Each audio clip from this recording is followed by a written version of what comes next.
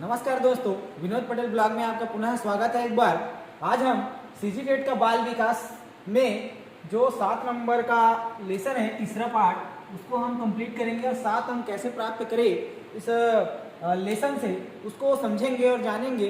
जो की पॉइंट्स है उसको भी समझेंगे। अगर आप इसको अच्छे तरीके से समझ गए तो आपका जो 7 नंबर है वो कहीं नहीं जाएगा। साथ ही आज हम जो विगत वर्ष में आए हुए प्रश्न है इस अध्याय से उसके बारे में भी आपको उत्तर बताएंगे, कैसे प्रश्न इसमें से पूछा जाता है और किन किन इसमें बहुत सारे बाल वैज्ञानिकों का भी वर्णन है, तो इनके बारे में समझेंगे कि ये कौन कौन है और क्या करते हैं।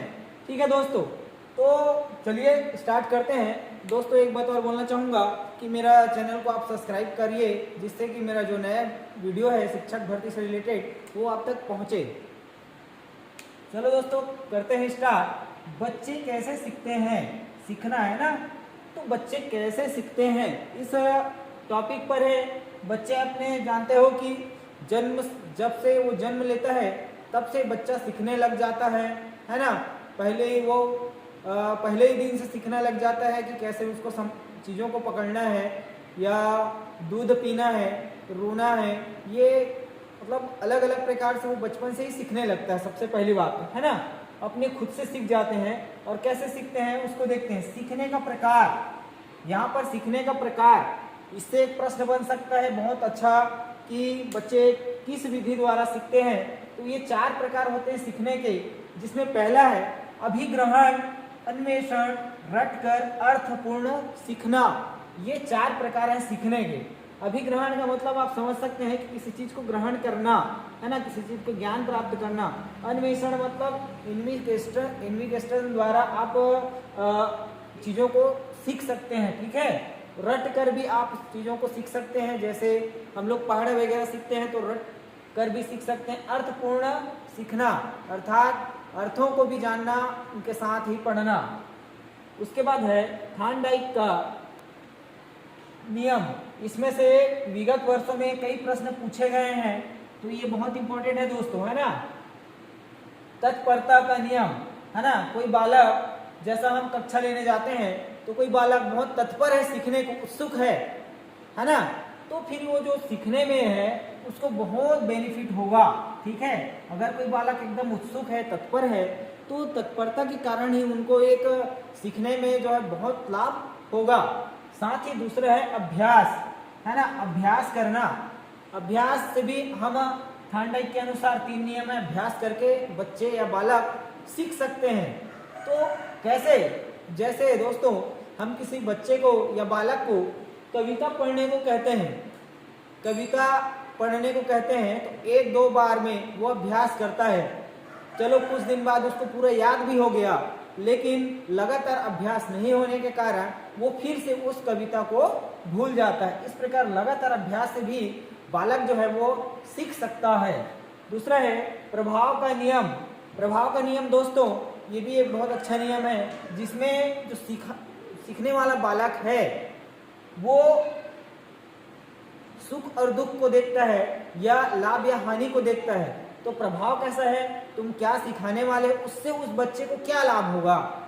ठीक है, उस पर डिपेंड करता है प्रभाव का नियम। ठीक है, उसको संतोष, उसको खुशी होगा कि दुखी होगा।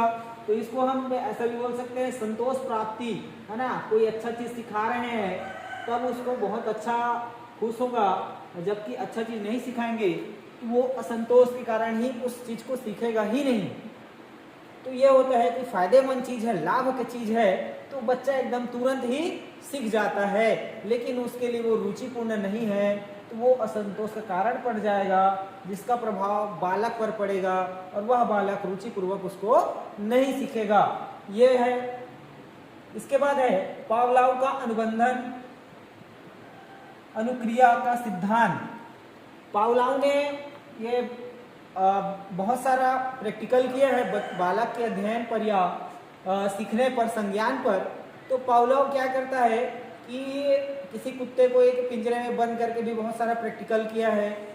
अच्छा, इसका डायरेक्ट बता देता हूँ। जैसे अनुबंधन, जैसे हमको पता है हम गर्म पानी में, हम उबलते हुए पानी में अगर हाथ डालेंगे तो क्या हो जाएगा, हाथ जल जाएगा और हम तुरंत अपनी उंगली को क्या कर लेते हैं, बाहर खींच लेते हैं। ठीक है, तो ये अनुबंधन अनुक्रिया है।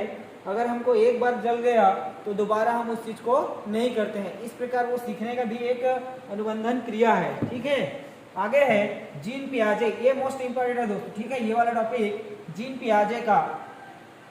जीन पियाजे क्या हो, जीन पियाजे का बहुत सारा प्रश्न विगत वर्षों के टीईटी पेपर में पूछा गया है। तो इसमें से हम लोग देखते हैं कि उनके विकास का क्या क्या सिद्धांत है संज्ञानात्मक विकास का। इसमें सबसे पहला, इसमें से कई प्रश्न पूछे गए हैं, अभी मैं बताऊंगा कौन सा प्रश्न पूछा गया है ना। तो इसको समझिएगा। संवेदी प्रेरक है ना सिद्धांत है उनके अवस्था अनुसार। अब मान सकते हो इसको शैशव अवस्था मान सकते हो, है ना। पूर्व संक्रियात्मक अवस्था, मूर्त संक्रियात्मक सिद्धांत, औपचारिक संक्रियात्मक सिद्धांत जो 11 से 15 वर्ष में लागू होता है, मूर्त यानी 7 से 11 में लागू होता है, 2 से 7 में लागू होता है। इसमें से लगभग हर साल, हर टेट पेपर में, हर साल ये जो टेट होता है उसमें इसमें से क्वेश्चन पूछा ही जाता है। हर पेपर में, हर साल टेट पेपर में इसमें से क्वेश्चन पूछा ही जाता है। ठीक है, हर टेट पेपर में पूछा ही जाता है क्वेश्चन। ठीक है दोस्तों, तो इसके बारे में हम चर्चा करते हैं। संवेदी प्रेरक जो 0 से 2 वर्ष है, तो बालक क्या करता है, अपने संवेदना के द्वारा अपनी पूरी जो क्रियाकलाप है उसको बताता है, पूर्ण विकसित रूप से नहीं रहता, सीखता है संवेदी अंगों के द्वारा। ठीक है, अगर उसको कोई खिलौना अच्छा लग गया तो बार बार वो खिलौने की ओर आकर्षित होगा, है ना। और जब उसको भूख लगेगा तो रोकर व्यक्त करेगा। इस प्रकार संवेदी अंगों के द्वारा वो क्या है, सूचना सीखता है। दूसरा है मूर्त पूर्व संक्रियात्मक। ठीक है, पूर्व संक्रियात्मक दोस्तों, इसमें प्रश्न कैसे बनता है, इसमें प्रश्न पूछ दिया जाएगा कि पूर्व संक्रियात्मक का उम्र कितना होता है, किस अवस्था को पूर्व संक्रियात्मक कहते हैं। इन्हीं प्रश्नों में अक्सर स्टूडेंट फंसता है कि क्या होगा, लेकिन आपको इसको पढ़ना ही पड़ेगा क्योंकि ये बहुत आईएमपी है ना, आईएमपी है, इसलिए इसको मैं वीडियो को बना रहा हूँ ताकि आप इस बात को समझे कि यहाँ से प्रश्न लेता ही है टीईटी में, है ना। तो ये जो टॉपिक है उसको जीन पियाजे वाला, इसको पढ़कर ही जाना है आपको। ठीक है, तो इसमें आप पढ़कर जाइए और अच्छा पेपर बनाइए।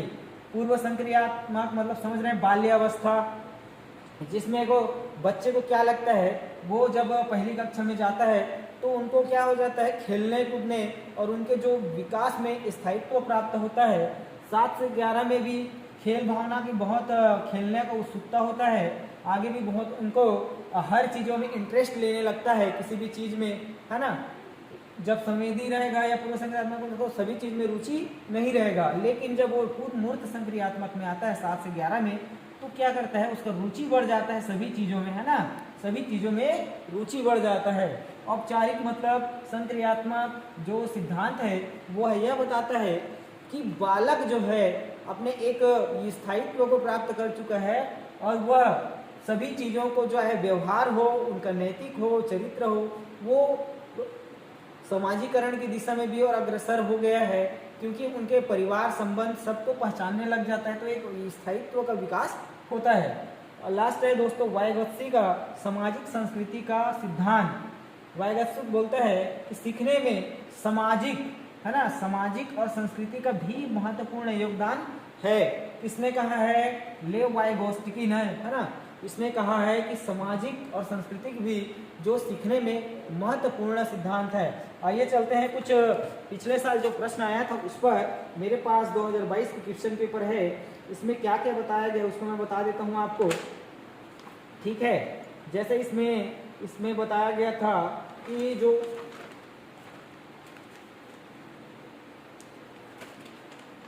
ये जो है क्वेश्चन नंबर 26 में दिया गया है जनवरी 2022 में, जीन पियाजे के अनुसार किस अवस्था में भाषा योग्यता एवं संप्रेषणशीलता सर्वाधिक विकास होता है, तो जो है वह मूर्त संक्रियात्मक अवस्था में अधिक होता है, इस प्रकार बताया गया है।